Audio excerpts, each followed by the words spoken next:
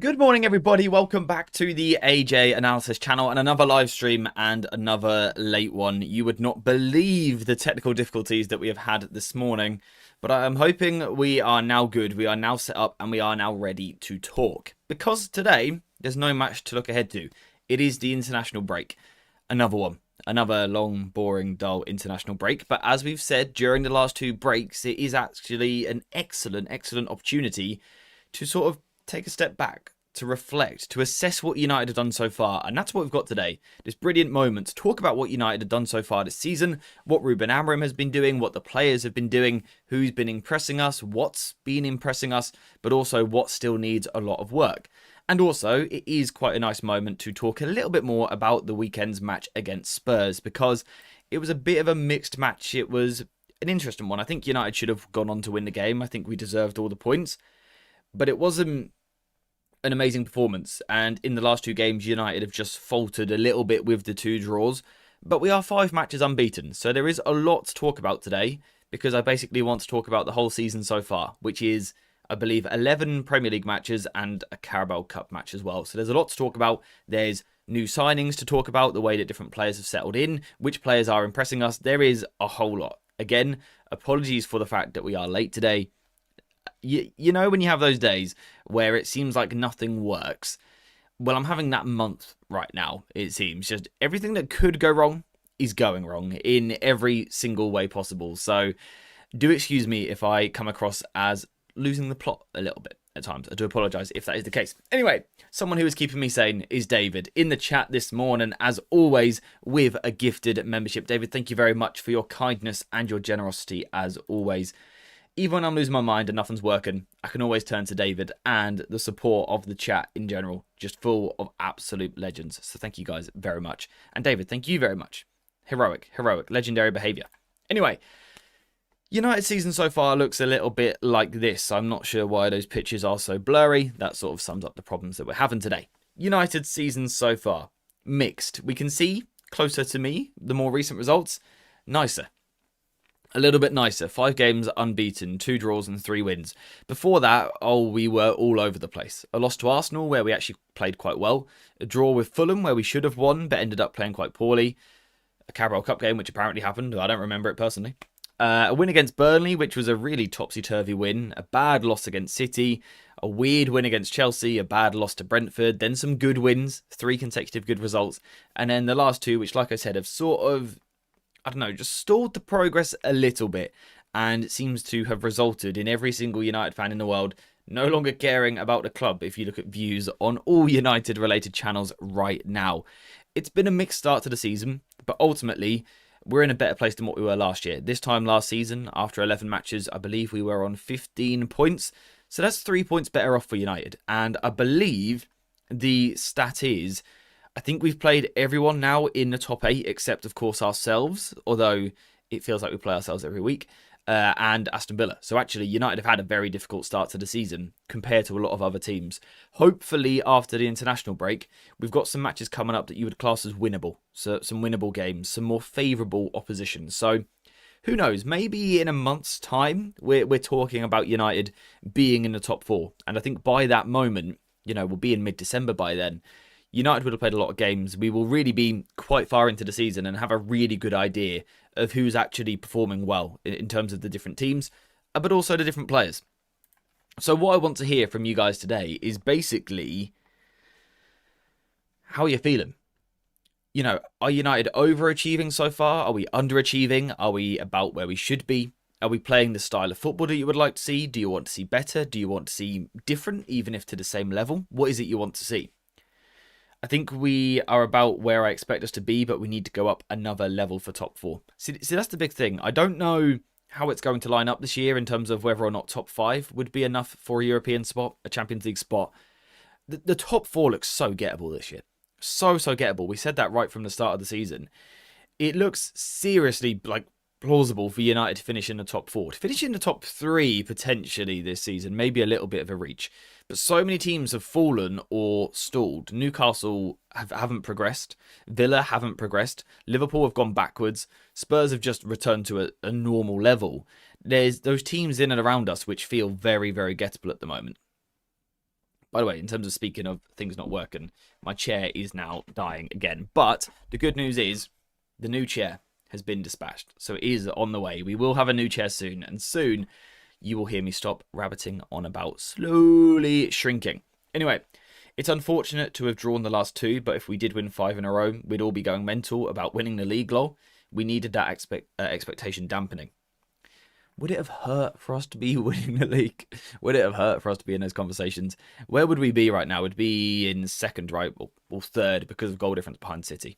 I think you're right in the sense that those 2 results are sort of a bit of a reality check. Perhaps something that we needed. I think we also know that away from home, apart from Liverpool, we're just not as good. We're not as good. Where is it? Is it here? Yeah, look at that.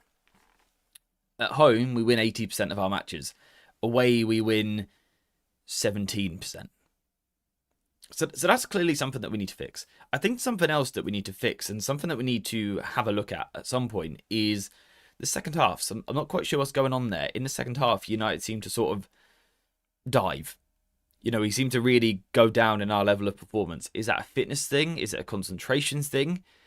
Is it the opposition sort of like adapting to our tactics mid-game? Are they making tweaks and changes which are allowing them to hurt us, to just limit us, perhaps? I'm not really too sure. That's something that we need to take a look at because we're doing something really important right now. We're scoring first. And of course, for a long time, we weren't doing that. If you go back to last season, you can count on one hand pretty much how many games United actually scored first in. So recently, the fact that we've been doing that has been huge for us. Absolutely huge.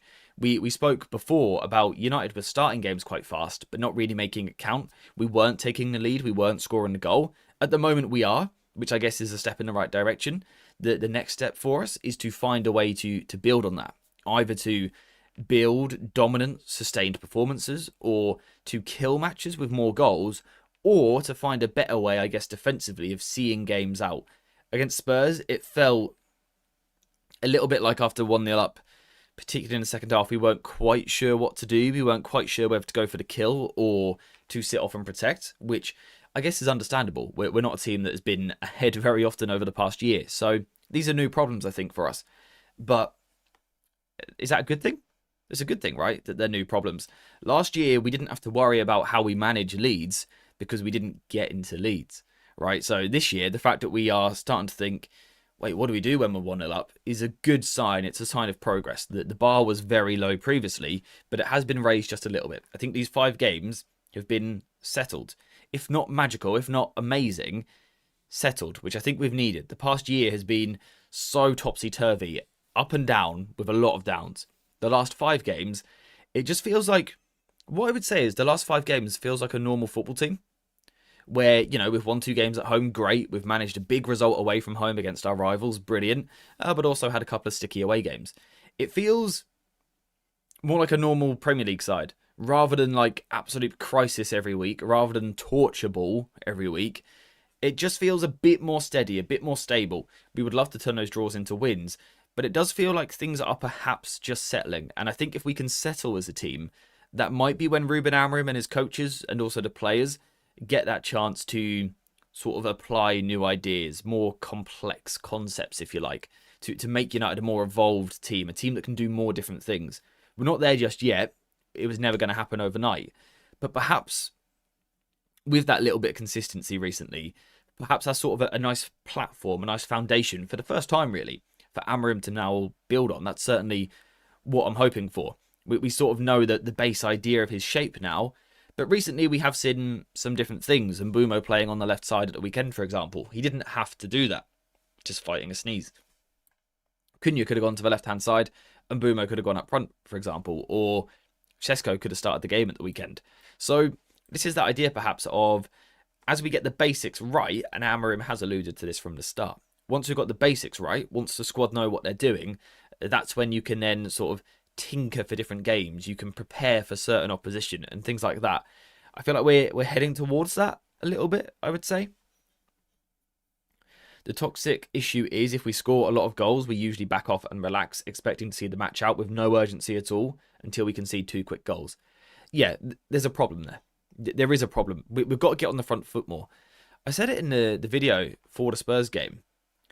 It was a really weird one Because I was actually looking at the subs thinking these are all quite front-footed. You know, Ugarte for Casemiro was forced, but Ugarte is a presser. We had Yoro for Maguire, again forced, but Yoro better with large spaces. Ahmad went to wing-back instead of Mazraoui. That's aggressive. Mount came onto the pitch. Sesko came onto the pitch. Like, in theory, it felt like we were making changes to go after Spurs. We were 1-0 up at the time, and Spurs were on top. It felt like we were making changes to prepare ourselves to get after Spurs, and it just didn't quite happen. It, like, never really came together, which was annoying. I actually said to Callum at the time, it was 1-0 at the time, and I said, if we go on to win this now 2 or 3-0, for example, it would probably be the most pleased I've ever been with Amorim, because the subs felt more aggressive. Obviously, we've learned that a couple of them were slightly forced, ultimately, but I did like that they were aggressive, but then it just didn't work at all, and defensively we were really weak. So it's a bit of a weird one. We seem to fall apart if we haven't got Casemiro on the pitch right now. 20 goals conceded so far United this season. 15 of them are without Casemiro. Sort of says a lot. Could Mount for Casemiro have looked better than Ugarte?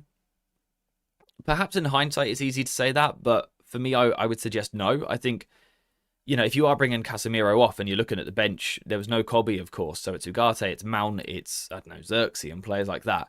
Ugarte is the most logical. You know, he is supposed to be the ball-winning midfielder. He's just not very good. He's just not very good. I would be amazed if he's still here beyond the summer, because he's just proving every time he plays, he's not really good enough for what we want. You feel a little bit sorry for him because he's never sharp. He's always a little bit rusty because he's not playing a lot of football.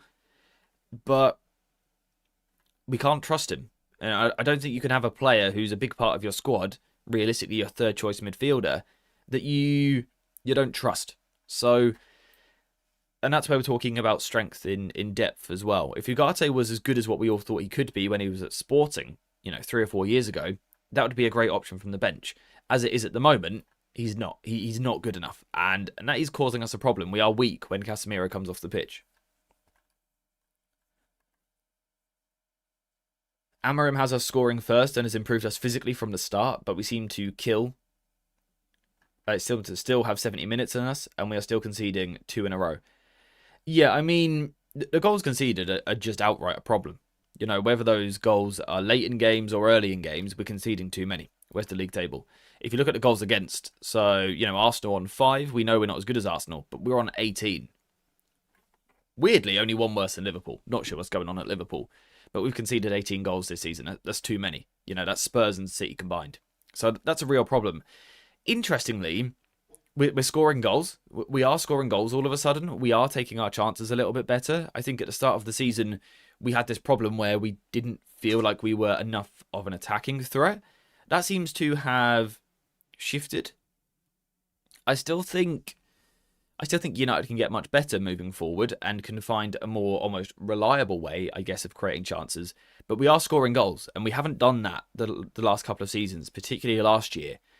Even if we could defend, we were never going to score enough goals. At the end of the day, you have to outscore the opposition, and we were unable to do that a lot last season. This year, we can compete on the goal-scoring front. You know, 19. Who's got more? Arsenal on 20, and a lot of those are set pieces. Then you got Chelsea on 21, and they've had a very easy fixture run. And then you got City on 23, who have Haaland, who's maybe the best striker we've ever seen. So, on the goal-scoring front, United are right there. We're competing. We're scoring a good amount of goals. It's just defensively, we're shipping too many. We're conceding far too many. And it's a problem. It's a balance issue that we've had. Look at my chair. Why am I so low? I'm basically on the floor. Let's see if we can fix it. It's not going to fix it all today, is it? When I sat on it the other day, literally every, 3 seconds it would crash. Anyway, I think I'm okay. I think we're good. Like I said, there is a new chair. It's on the way. It's coming very soon. It's coming very soon.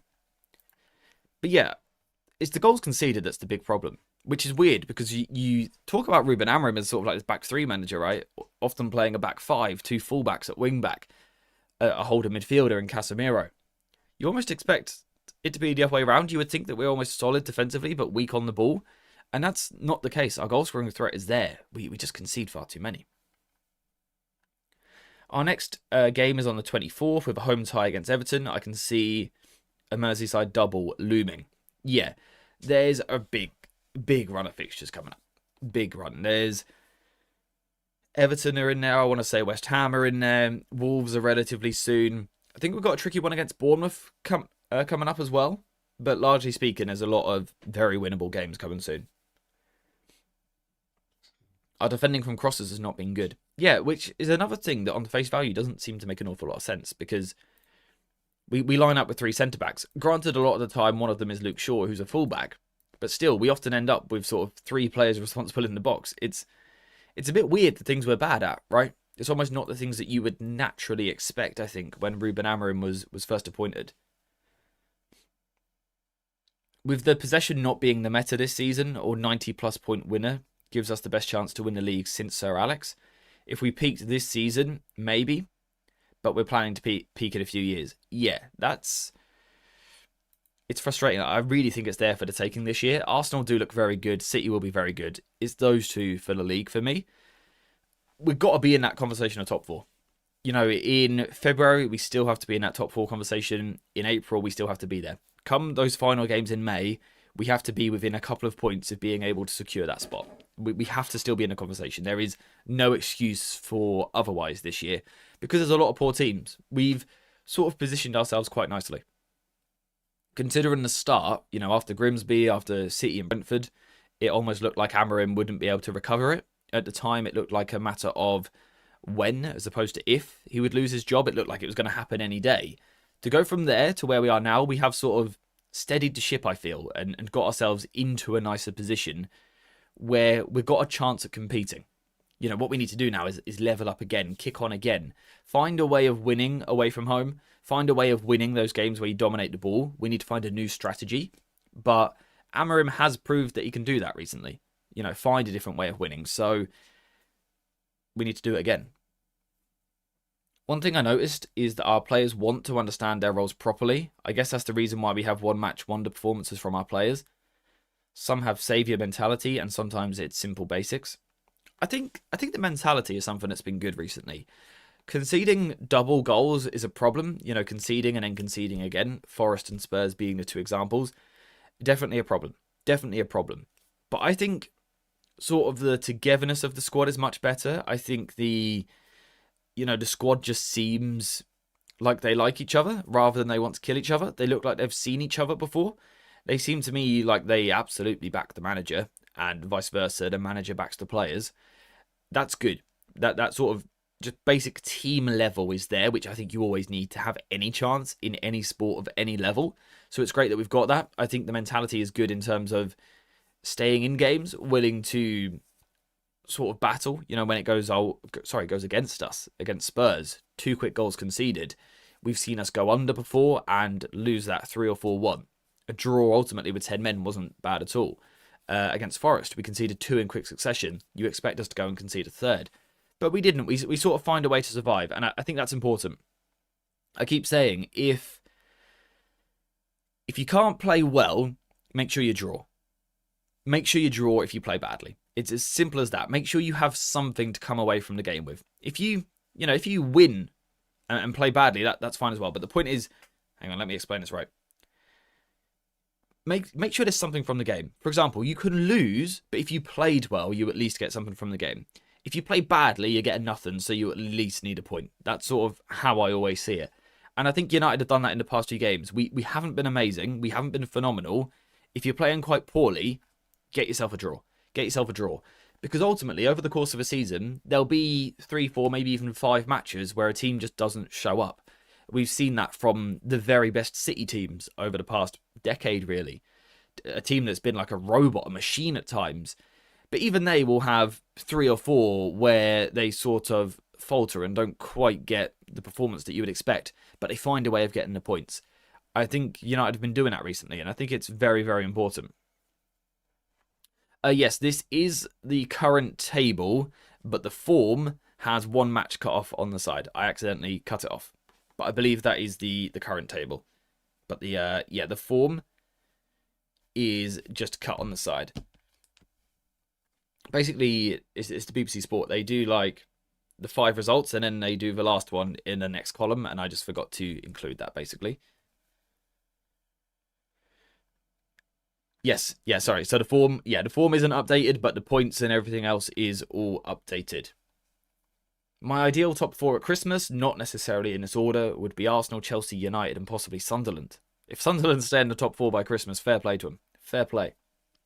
You've also got to think, soon we're going to start to see matches catching up with teams. A lot of fixtures in Europe and things like that are going to start catching people.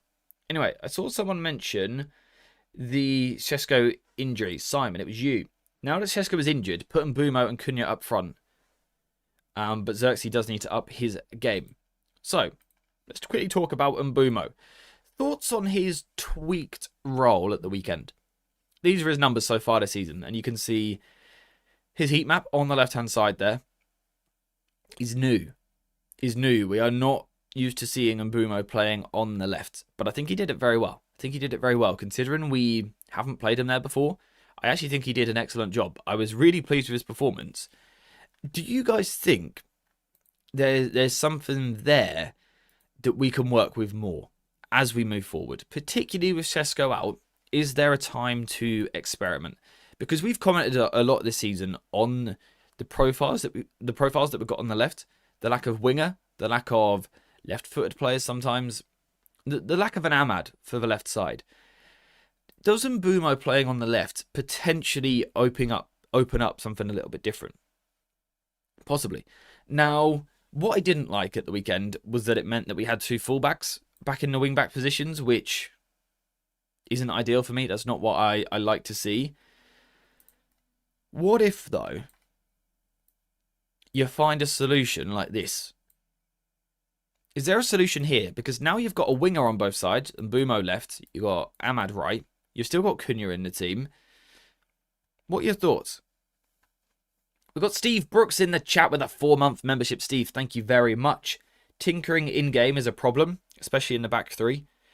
I think it's something we've struggled with. We've struggled with our subs making the right impact.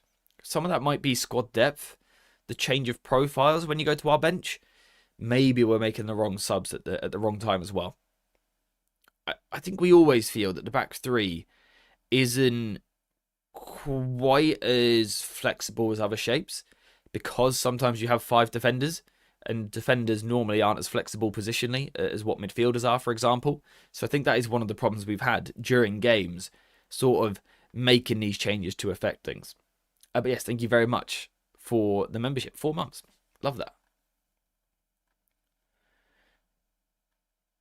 I would be open to Mbumo on the left, but for long term it's not ideal for the Ahmad and Mbumo partnership that could rival the likes of Salah and Trent. Yeah, I just wonder if in the short term it helps us sort of strike a bit more of a balance with, like I said, a winger and an outside threat on this side. We've still got Cunha who can overload midfield. We've got Mount who started the season brilliantly and we felt, often deserves a spot in the team because he's been very good when he's played. Ahmad is one of our most important players right now, and I prefer him at wing-back currently. I wonder if there's a way that you could squeeze everyone in. There's also a conversation of it could actually allow you to push Bruno higher and get Kobe in the side, but I just don't think Hammering will do that. I don't think that's very likely. But I do actually see this as a genuine solution that we could use at times. Not necessarily every game, but the fact that we sort of can chop and change the front line, I think is a very good thing. Makes us less predictable, gives us more different ways of attacking and hurting a team. I quite like it. Mbumo has been our source of goals lately, and we need to keep him fit. I think we also have to take a second just to appreciate how good he's been. I think we need to take a second to recognise that he's actually been fantastic and that he has settled so quickly, much quicker than what we've seen in the past from signings. Cunha, for example, a very good player and he's played well in some games for United, but he's not hit the ground running like Mbumo has. And I don't just mean, goals and assists, but all-round contribution. Mbumo really has lit it up. I don't know the last time we had a player click quite this fast. Bruno was the last one that was amazing pretty much from day one. Ronaldo the other year was obviously always going to score goals pretty quickly. Cavani was also quite a quick impact, but apart from that, we've seen a lot of players that have needed time to build up. Even like De Ligt has needed time to build up to get to form. Yoro was a player who needed a lot of time, granted that a little bit younger. But it's nice to see someone come in and just bang, straight away instant quality. Even when he wasn't scoring in the first couple of games, just there immediately producing goals. And I think that's really good. Really good. Like, he's just performing, and he's such a good player. I think when you've got a player of that quality, you know, you're going to struggle to hide it. He's just too good. I think you could play him almost anywhere on the pitch, and he's just going to deliver. He's got this ruthlessness in the final third, which I'm kind of in love with. Kind of in love with. There's just that moment the other day against Spurs when he's on the left, he cuts it back and there was no one there. I'd love to see him hitting it high near post. But we'll allow one poor decision because he's been fantastic so far. Mount was the most impactful against Spurs. Also was encouraging the team to go forward and not drop deep when he came on. Yeah, and, you know, we know he's had a bit of a knock and it came at a bad time for him because he was playing very well and he was in the team every week at the time, I think. So I think it's been harsh that he hasn't found his way back in. It's difficult when you've got the players that we've got. Šeško is our only real striker that Amorim trusts. Cunha's always going to play and Mbeumo's always going to play, and so is Bruno. So it is difficult to get someone like Mount in. But if you can find a way, I don't think it would be a bad idea to try and do it. Cunha, Mount and Mbeumo as a front three might inhibit our long balls, so we might end up with the old problems again. Yeah, that's definitely something that we have to consider at this. I think long term, it's impossible to get these four in a team together unless one of them goes wing back, which I feel is unlikely. These five together, I don't think they can start together, not long term. But whilst Šeško is out, you know, let's say he's out for a month, for example. Is there a couple of games where we can try this? Because Xerxes is clearly out of favour, which makes Cunha the next striker option. I think basically what I'm saying is, if we have to lose Šeško for a couple of weeks and therefore have to go Cunha up front, rather than Ahmad and Mbeumo in the 10s, which always means fullbacks, I'd rather keep Ahmad at wing back and get that extra more forward player on. We're basically choosing Mount over Mazraoui or Dalot, which feels more attacking. So I wonder if it's something we could see, and it gets a lot of our form players into the team, which is always a fun thing to do. It gets a lot of our good pressing intensity. And I guess on the topic of the long ball, you got four really nice players there for the second ball. We saw it against Liverpool. Cunha didn't exactly compete for the first, but we were able to get on the second quite often. I think Mbeumo and Mount will also give you that sort of running off the shoulder as well, which is nice. There's something for us there, perhaps. Bruno has been good offensively. He has 3 assists now in the Premier League. I think he's playing well. I think he's adapting well to a different role. You know, we'll keep saying it. He's an attacker. He's a killer. Bruno Fernandes is an absolute killer. He wants to be up here, slicing teams apart, scoring lots of goals. But if he gets plonked over here, he'll do a job over here as well. He'll do the job over here if he has to. And I think he's growing into the role. I think he's getting better at keeping the ball. I think he's getting better at slowing it down, sort of managing the tempo a little bit better. I think his ball retention's been much better in recent weeks, while still keeping that element of creativity. I think he's doing a very good job. I don't think it's ever going to be his best position, but I think he's adapting quite nicely. Would you not swap Mbeumo and Mount? Yeah, you absolutely could do that. That's probably almost the more natural solution that immediately springs to mind. I just love the different threat that Mbeumo can give us over here as a winger. I do enjoy that. I love that he'll go outside more, whereas I feel like Mount and Dorgu would struggle with that a little bit. There's not a lot of 1 versus 1 quality there. But yeah, this is absolutely also something that we could do. I think Kobbie comes in and Amorim decides on where him and Bruno play. I mean, yeah, there is the shout for Kobbie coming into the front three or swapping them. There is that opportunity as well. Hopefully, for Kobbie's sake, you know, there's a moment now where he might get in. Hopefully, he can get himself fit for after the international break. I don't know what's going on, but I just can't hit like today. Well, I think everyone needs to test that real quick, because for some people, the like button is not working. So quickly go under the video or under the stream, press like, see if it works. And once you've done it, let me know in the chat whether or not the like button worked. If not, we need to tell YouTube that it's broken. The chair is dying. I get you. I was just thinking of the Ahmad and Mbeumo link up. Yeah, exactly. There's positives to both sides, and I think that's fair. Mount is also probably better on the left than he is on the right. I'm a person that likes wingers, right? Wingers are some of my favourite players in football, so if you can get them on both sides, I would like to try. But I also don't mind this either, because Mount playing this side would allow Bruno to join in the attack as well. So we definitely got solutions to the Šeško problem. It is a problem. It does remove a more proven goal scorer, I think. But I think we can find ways around it. We've also got to look at the coming fixtures and think, are teams going to press us as high as what some of the recent ones have? Maybe not. Maybe not.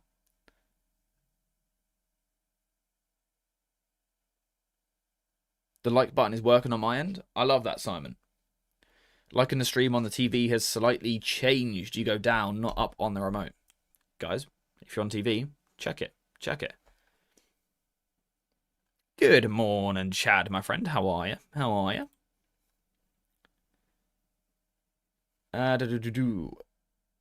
AFCON. Yeah. That's going to be an entirely different conversation. We will have that conversation. There will be probably a couple of videos on it because there's probably a lot to talk about. And we'll probably do a couple of streams as well because it's going to affect things. We're talking about taking some of our best players out of the team.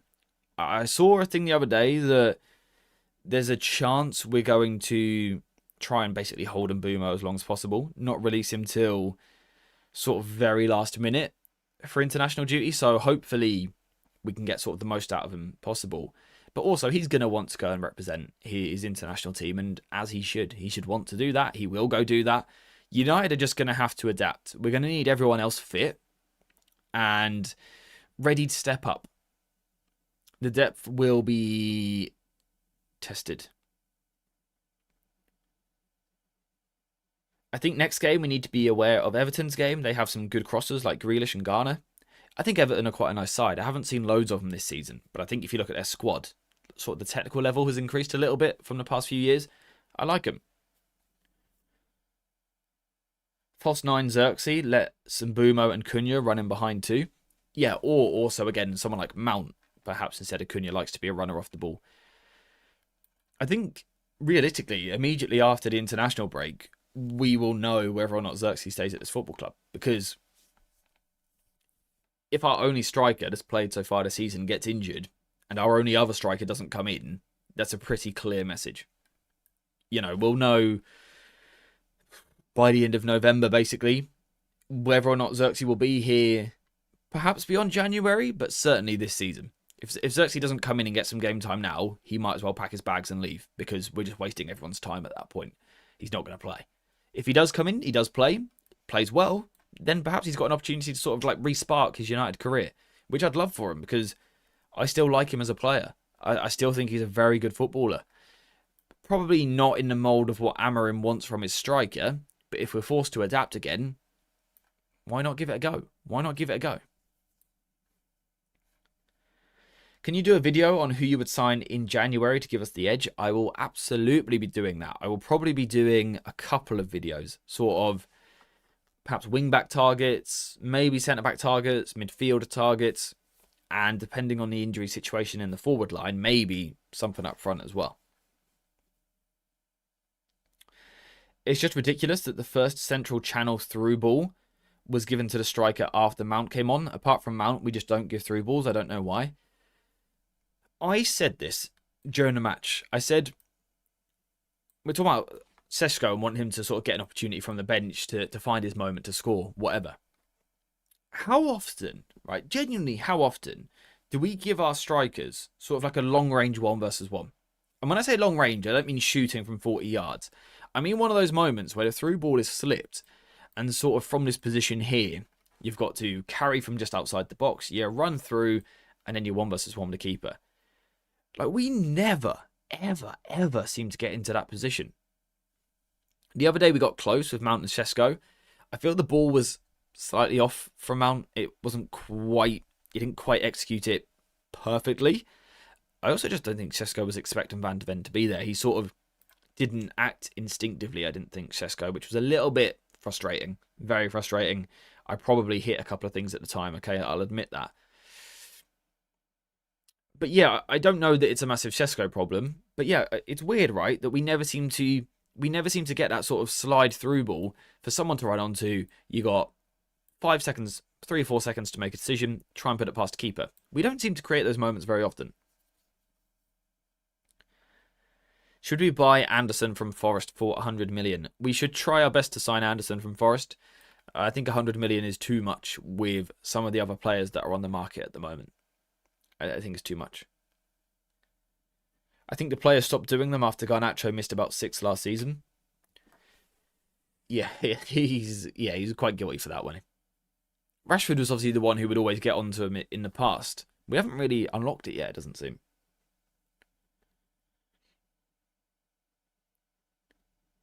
Would you sign wing-backs for left wing-back? Or wingers? Wingers would be my play. I think we've got so many wing-back/full-back players. Dorgu, Shaw, Amas, Diego Leon, Mazraoui, Dallo, don't know if I've already said him. We've got loads of that type of player already, so I'd be looking for, I keep saying it, like an Ahmad for the left is what I'd quite like to see. The last one-on-one pass I remember was a pass from Licher to Højlund against Liverpool. I know exactly what pass you're talking about. Yeah, it doesn't happen very often, does it? Doesn't happen very often. We need to put a wing-back on our shopping list. Cunha and Dorgu doesn't work, and Dallo is pretty much done for United in my mind. I think we said this last week. It just feels that Dorgu and Dallo should both be backups. The problem is they can't both be backup because they both want to play the same position, so we need someone ahead of them, and we don't have that right now. We'll probably struggle to get it in January, to be honest, because I think we will want a long-term signing, and it's quite tough to do that in the middle of the season. Maybe I'm wrong. I would love it if we could find someone. I think if you could go and grab 1 or 2 players, United have every opportunity of a top 4 finish. Now, I think we should be targeting it anyway, but I think if you could sort of get those couple of pieces for the puzzle, I think United take a step forward, if they sell, obviously, take a step forward and would really have a good chance then. Let's have a look at some of the numbers for United so far this season. And I'll get my ugly mug off the screen for a little bit as well, just for you guys. This is United's metrics so far this season compared to the league average. Now, the league average is sort of that dotted white line, and Manchester United are the darker blue line. And you can see largely, we always should be, but we are better than league average in most positions in terms of goals, assists, expected goals, touches in the opposition box, key passes, shots. These are all things that United are doing pretty well compared to most of the league. Going across to defensive, again, it's a little bit more inconsistent. The opposition half recoveries are good. The ball recoveries are good. That sort of points to that intense style that we're using at the moment. Goals conceded, and expected goals against, not so great. More goals conceded than the average team in the Premier League this season. More XG against than the average team in the Premier League so far this season, which isn't great. But what I do see as one of the big positives is those 2 percentages on the right-hand side. Aerials 1%, and also the defensive duels 1%. I don't know the last time United were sort of top, or not top, but even average or better for duel winning percentages. And I think that's where Amorim probably deserves quite a bit of credit. Under Ten Hag in particular, you guys that have been here a while, there was that one season where we spent so much time talking about the fact that, we couldn't win a tackle. We couldn't win a header. Just physically, we were so much worse than everyone in the league. I think Amorim kept pointing at it last season as well, saying that it's such an intense division and United weren't competing. I think when we look at those metrics again, if I can find them, it's a lot better. It's a lot better. Why are the aerials 1% so low? Just because, 47% actually isn't that low. We can see again that is higher than the league average. So United aren't doing badly at all in that regard. We are still conceding too many goals. I thought this was quite interesting as well. In terms of if you were to label United a little bit, in terms of the way that we play football, that top area, are we more possession-based or direct? We're definitely more direct. I think the defensive one's interesting. Are we low block or are we high press? We're very much in the middle. Just towards high press slightly further. I think I would agree with that. I think that sort of reflects quite nicely on the fact that we can be a little bit inconsistent in that sense. That sometimes we are very good at pressing, that we do squeeze really high. In other games, we are quite passive, which sort of middles us out into the middle. And I also think the risk taking feels quite apt as well. We know we're a team that get the ball forward nice and quick. So I thought those numbers were quite interesting in terms of sort of reflecting what United are doing so far this season. Were there any other numbers that I grabbed? Have we already looked at this? I can't even remember. One clean sheet isn't great, though. Yeah, we have. We looked at the home form, didn't we? One clean sheet isn't great and needs to change. That does need to change. We have to find a way of defending better. The problem is, I've got this fear sort of in my head that in an attempt to make us stronger defensively, we might undo some of the work we've done to make us better on the ball. I'm scared that if we try and be better defensively, in Amorim's head, sort of, studying him for a year now, I sort of fear that his idea of being better defensively would be to drop more players deep, which I just don't think is right for us. I don't think it suits us. We can expect a huge increase in those one-on-one passes if we get Wharton in our midfield. Yeah, he's the sort of player that can play that, but I would say the same about Bruno, to be honest. I think there's still a tactical thing there where we don't sort of access that zone as frequently as we would like. We tend to prefer to attack here and sort of play on the cross or the cutback from that position more, I would say. Yes, De Ligt, been phenomenal, hasn't he? I've had my doubts about him ever since he joined. And right now he is shutting me up. And I would love him to keep doing that. I want him to make me look like the biggest idiot in the world. I want him to absolutely smash it. Had a very good start to the season. I think he's unlucky on the goal the other day. I think could he be tighter? Perhaps. But I think he's almost done what defenders do, which is force the player away from goal. It's just Tell has done something amazing. And he's got lucky with deflection. So I don't know that De Ligt did too much wrong there. And generally speaking, I think he's a very good player for us this season. Been very, very useful. We need to work on defending properly. We've conceded 2 goals in all of the last 3 games. Yeah, and that can't happen. That can't happen. We've scored 2 goals in each of the last 2 and not won either of them. Which, for me, it doesn't quite sit right with me. I think 2 goals should win you most matches. Most, not all. Sometimes you need a third, of course you do.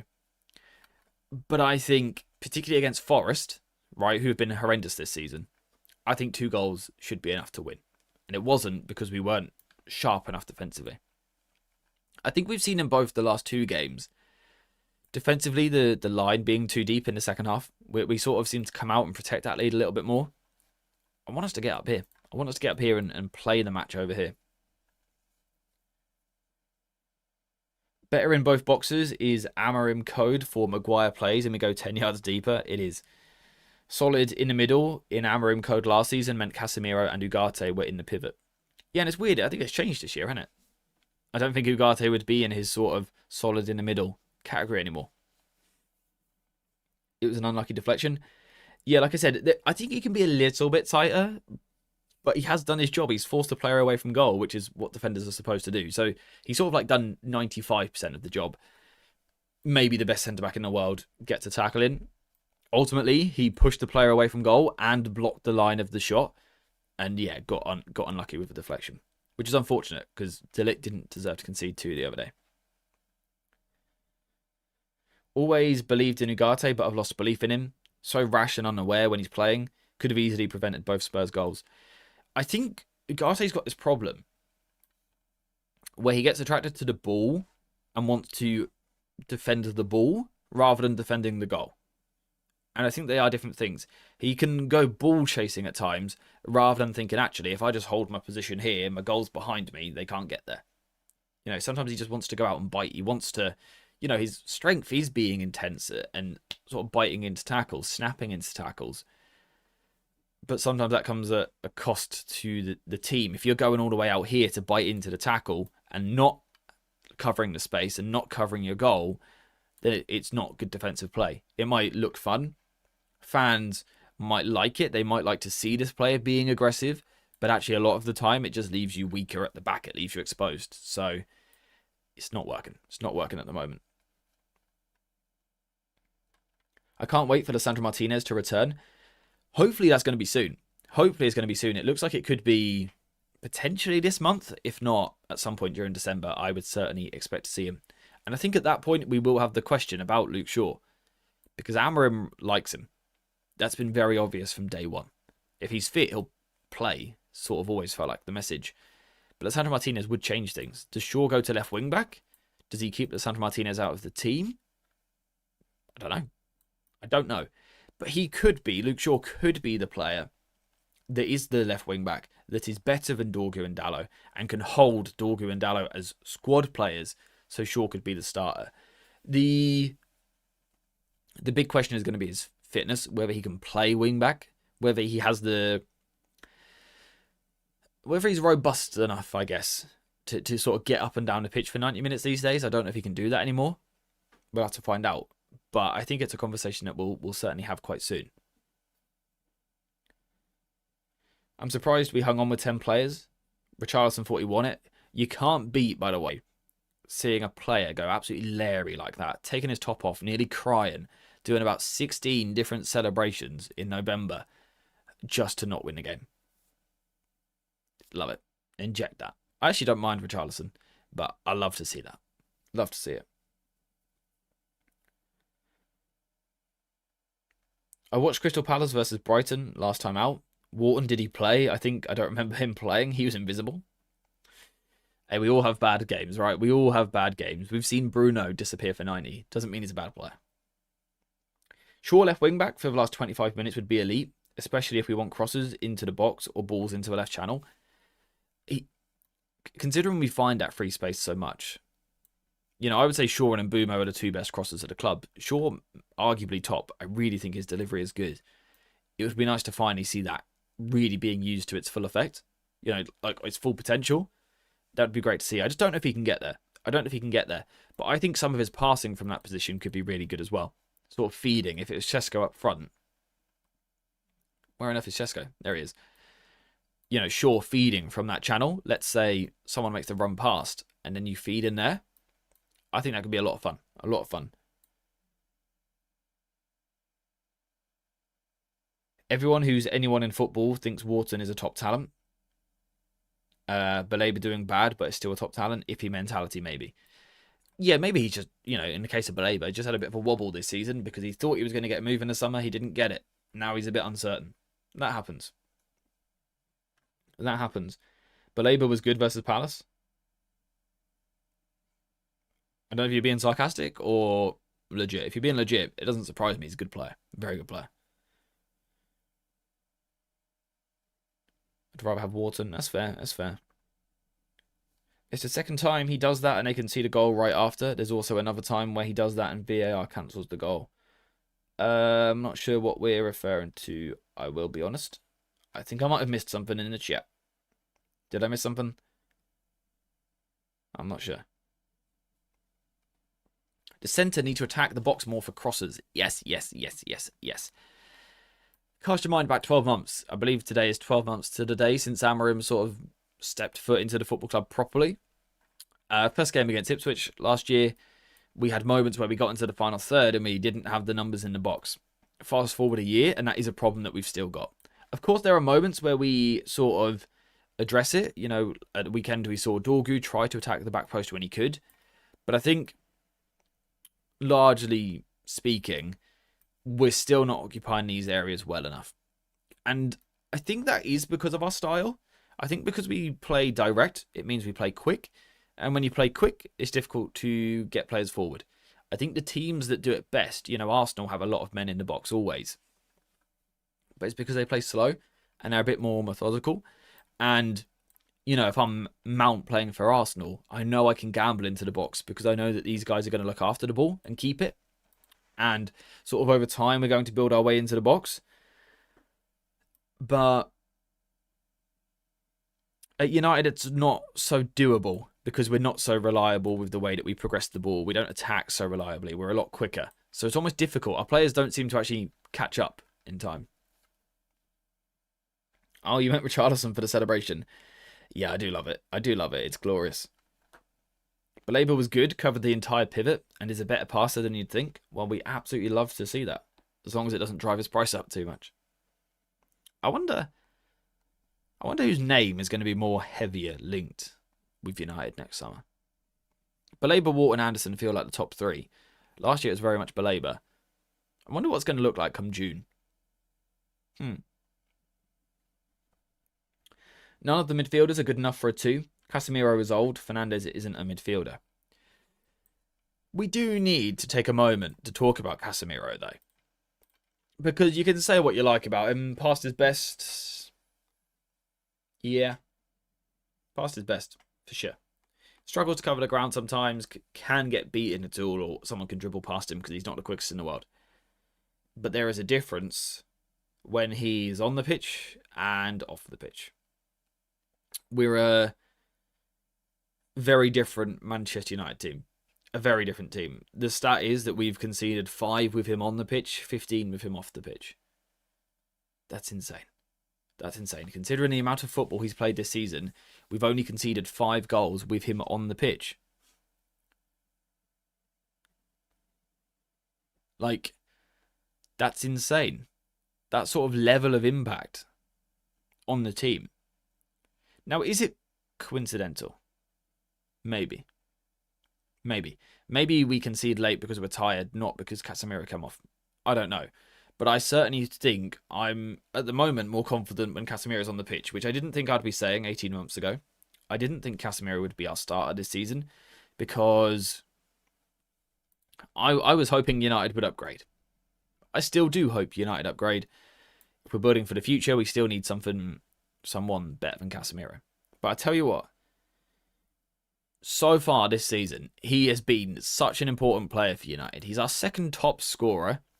He's involved in a ridiculous amount of defensive actions, which I'm going to cover in a video later today. He's just been amazing. The problem is, I love Kobbie Mainoo. And you might love Ugarte. The problem is, if we take Casemiro out, we don't have a like for like. We don't have someone who can do something similar. And I think United will need that next summer. Again, I'm looking at 2 midfielders. I said 2 midfielders last year. We didn't get it, which means we have to get it this year. One of those probably needs to be a ball winner, like Casemiro, with the other then being more of a ball-playing specialist. Now, I don't necessarily mean a new starting 2. I'm not necessarily saying Bruno should be cast to the bench next season, but I think the depth of midfield needs to improve drastically. I always thought Casemiro brought chaos to the team until he got subbed off. He's a weird player to watch because in one moment you're sitting there thinking, he doesn't look like he can move. His last 3 passes have been overly audacious, insane forward passes that he's lost. But weirdly, he's still the glue to the whole thing. It's confusing to watch sometimes. He needs someone to take over him eventually, but still worth hanging around for another year. I think wages will really be the deciding factor. I think if he's willing to take a wage cut next year, we'll keep him. If he's not, I think he'll leave because, we can't afford to give him like 300k a week or whatever it is to sit on the bench. We just can't do that. Baleba for Casemiro, Anderson for Bruno. Yeah, that sort of structure in midfield, I think, is what we're going to need next year in terms of the players that we've got. You misunderstood my comment. We should rotate players in open play so we can get some of the attacks with centre-backs in the box.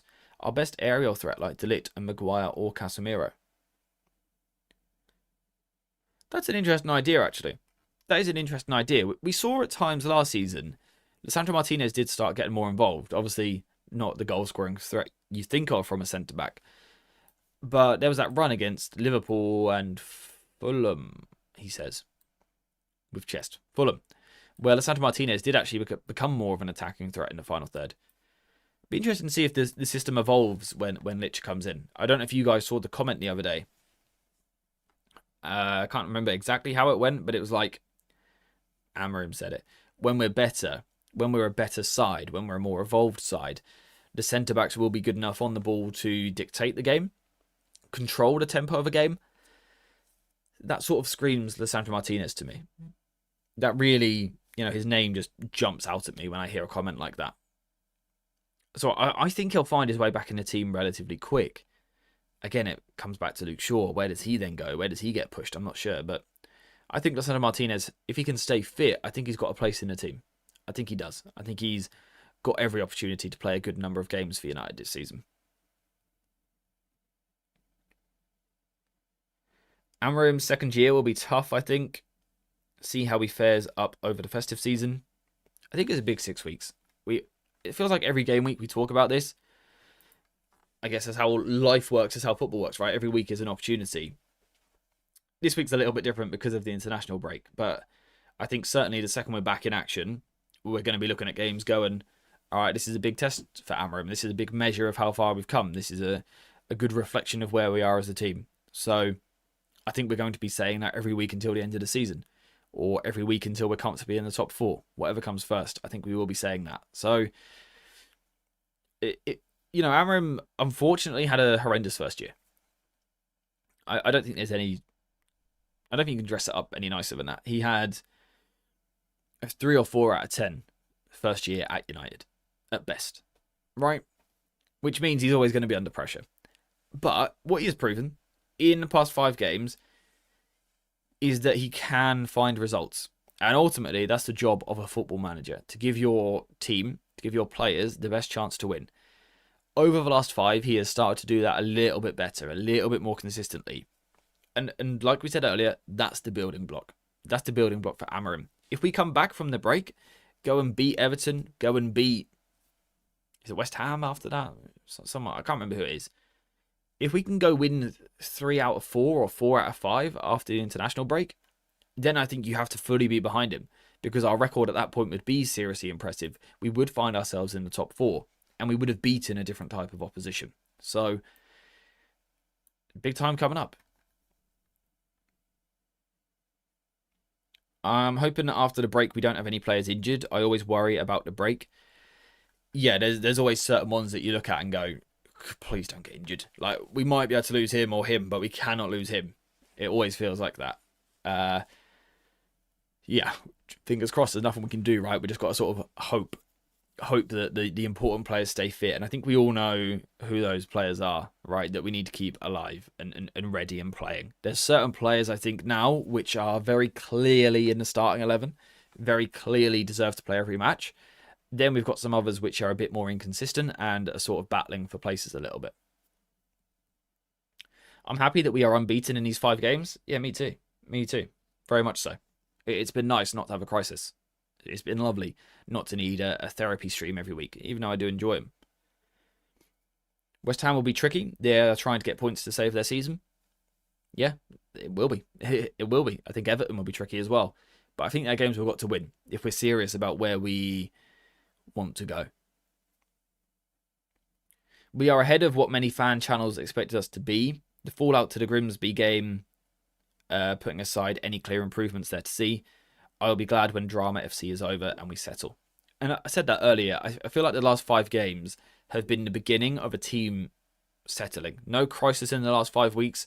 No massive, big, scary problems. 2 good wins at home, if we go back to it. 2 good wins at home. A very good result away from home against a rival. And then 2 tricky away games where we haven't quite performed like we would expect to. If we go back further, we keep talking about the last 5. Steve just pointed it out. We also beat Chelsea as well. We've had a tough start. We've played Arsenal, we've played City, we've played Chelsea, we've played Sunderland, who are in the top 4. We've played Liverpool, we've played Spurs. It's not been easy. All right, my nose is just running, so I'll be back 1 second. But it's the first time you get to see this in full use, courtesy of Steve. I'll be back in just 1 second. Beautiful from Steve. What a legend. By the way, if you guys want to make anything like slightly comical or anything that you want to see used on streams, do it and send it to me on Discord, and I might well use it. So you can sort of like have a part in these streams, literally on the screen if you want to. Everton's a big game. We need 3 points to stay in the top 6 mix. I'm interested to hear how you guys would rate our season so far. Sort of on like an out of 10. 10 out of 10 being we're fucking banged it, right?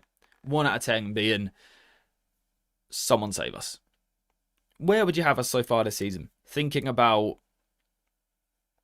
I think everything really. Thinking about results, thinking about the teams we've played, where we are in the table, performances, individual performances, you know, signings, settling, who's playing well, who's not playing well, who's playing, who isn't playing, the usage of the academy. I think that's always something that we consider at this club. Where do we think we are? Sorry. Now, I think we will all have different views on this. I'm just interested to hear what you say. For me, before the season, I said top 4 was the target. We're slightly below that at the moment, but, you know, it's not a glaring issue. Where would I have us?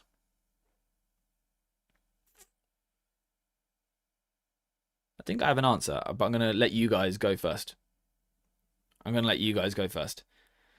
Let's have a look. So United Edit saying sort of a 6 or a 7 out of a 10. Snipe saying 7.5. So Bunk says 7. Plugged 5.5. On par with this squad. Yeah, which I guess, I don't know, would that be like a 6 or 7, I guess? When the draw for the cup comes out, I hope we don't get a Division 2 side. 7.5, I'm genuinely happy with the progress. 6.5, 6. 5, I blame the owners for keeping Onana and Bayindir for so long and not getting midfielders. 8, ahead of expectations and realistic to continue upwards. Where would I lump us? Let's go back. I think the results are fun.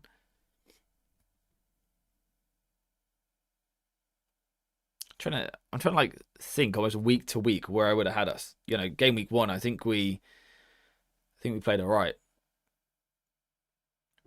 Very well, sorry, actually, game week 1. Game week 2, I think we started well. I was quite excited, then it sort of tailed off.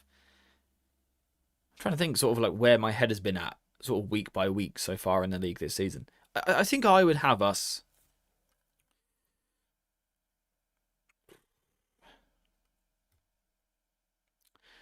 around a 6, 6.5. Something like that. I think the reason I wouldn't go higher is because of the way that we've lost and drawn games. And I don't mean, you know, on the results, I actually think we've been okay. I think it's been an okay start to the season. Apart from Brentford, that's a bad result. Apart from that, the results have largely been quite good. I think point-wise, we're probably maybe even doing slightly better than we would have expected. I think the concern I have in the back of my head is just that when we have dropped points, we've dropped points how we dropped points 12 months ago. If you see what I'm saying. Like, the Brentford game felt very 12 months old. So did City. So did Forest in a lot of ways as well. So I think that's what brings it down a little bit for me. Just certain tactical limitations that we have. I'm going to go 6.5. And by the way, just to make it clear, you know, if we were top of the league, I'd probably have us on a 9.5. You know, I'm a critic. I'm difficult to please at the moment. I'm a grumpy old man these days. So a 6.5 is not me saying we're absolutely terrible. I think we've made an okay start to the season. And I think what we've got, keep saying it today, it seems to be the word, is the foundation, is the building block now that we can grow, that we can improve, we can go to the next level. And that's what we need to do. That's what we need to do after the international break. Beat Everton, West Ham, whoever it is, Wolves, Bournemouth, Villa, I don't know who we play. Go and win those games. And we're in a fantastic place. Especially if we can then grab someone in January as well. We would be in an amazing place for the second half of the season. And that's sort of the task from here, right? The home form, Steve said it. 80% win rate at home. And it should be 100 realistically because we should have beat Arsenal. We were the better team that day. Every home game so far, we have been the better team. And that's excellent. We need to find a way to carry that away. But that's growth. That's progress. Absolutely. What are our next 5 games? I don't actually have the graphic sort of to hand right now. Let me just see if I can find it on my phone real quick. We've got Everton at Old Trafford. So that's a game United should be doing everything to win that game.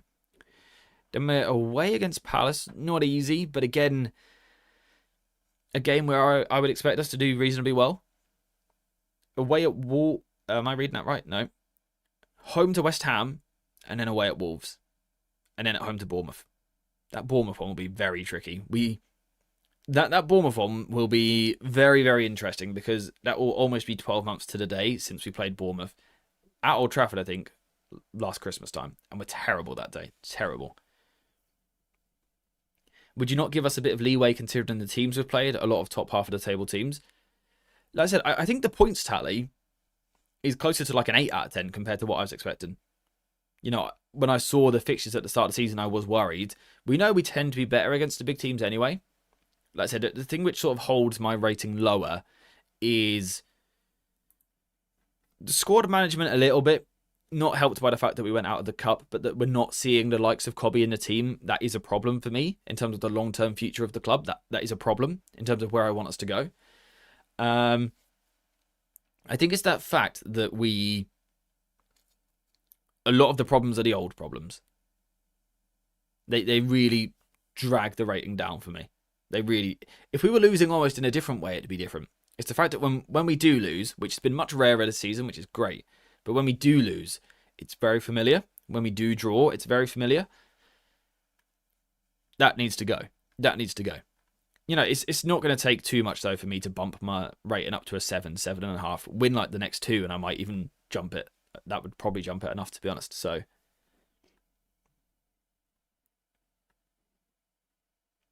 half-built team, though, AJ, it's expected to a degree. Yeah, 100%. Yeah.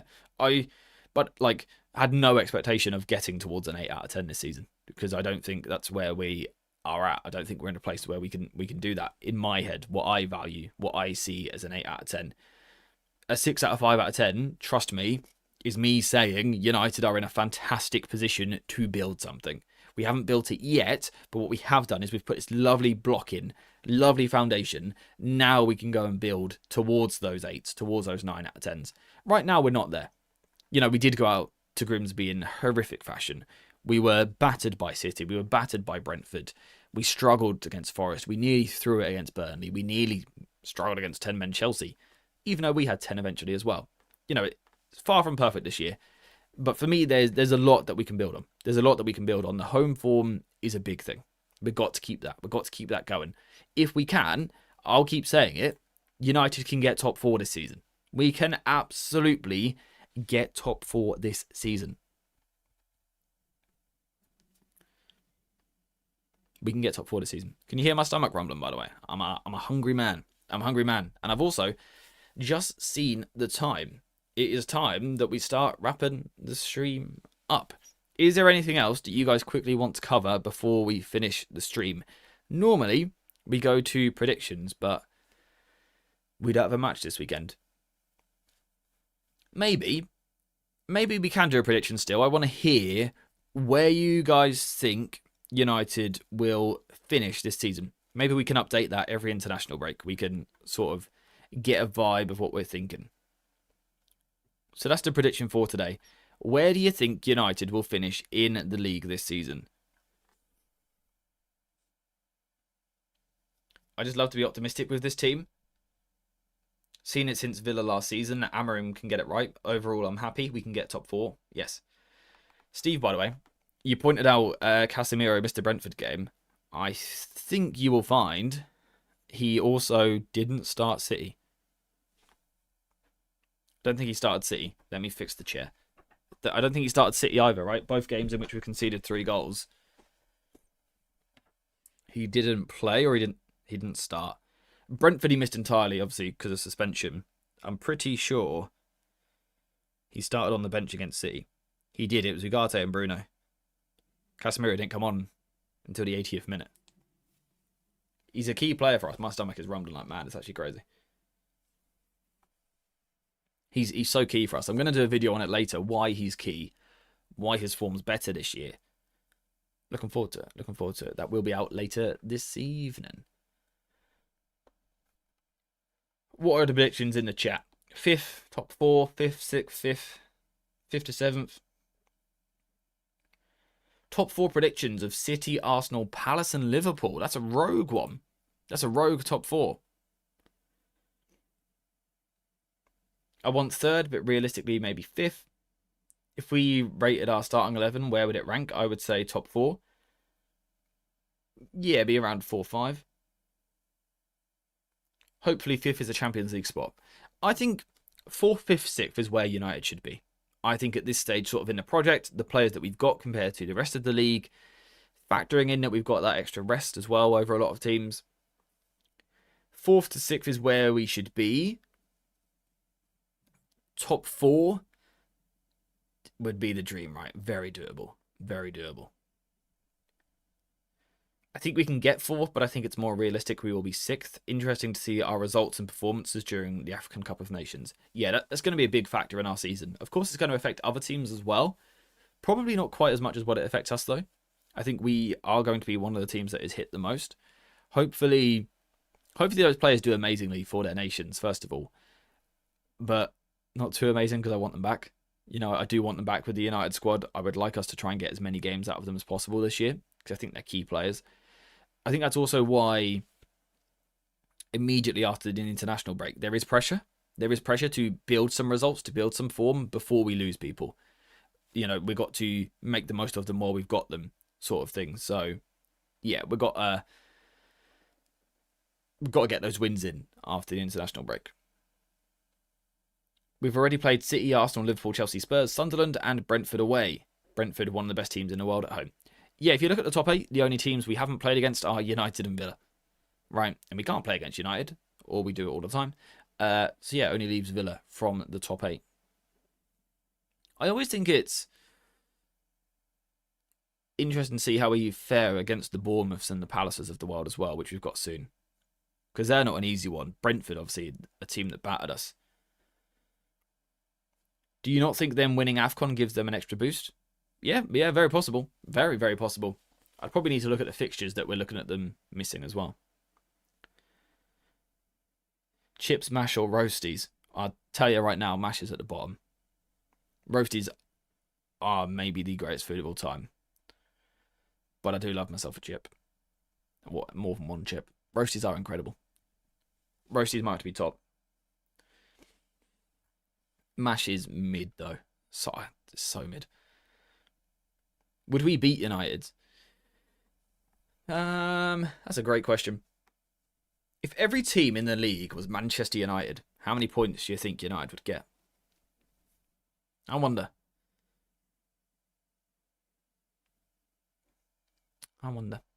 Anyway, I feel like we're waffling now. I want to aim for 73 points. What are we on track for right now? A little bit under that. Probably high 60s, right? Someone else can do the maths. You're just trying to make me hungry? It's working. I'm so hungry. I need food right now. I am going to be leaving. So thank you guys very much for watching this stream. As always, thank you very much for liking, for chatting, for gifting memberships, for renewing your memberships, all of that stuff. If you subscribed, you're an absolute legend. So thank you very much for that. I will see you later on in a video today. There will be another video tomorrow and Thursday and Friday and Saturday and Sunday. Views are low right now, which is painful. Maybe that's why I'm hungry this month, because we're not getting paid, basically. Hey ho, it happens. I really do appreciate all of you guys who are sticking with the content, even whilst United are a little bit flat at the moment. I really do appreciate you guys. And yeah, there is plenty of videos coming, and there should be a stream on Friday, providing we can come up with the topic, something to talk about, stats to look at, a player to discuss, something like that. So I have the time on Friday. It's just whether we have the topic. So yeah, we'll figure that out closer to the time. For now, we are finished though. So thank you guys very much for watching the stream. I hope you have enjoyed it. Apologies, it was a little bit late.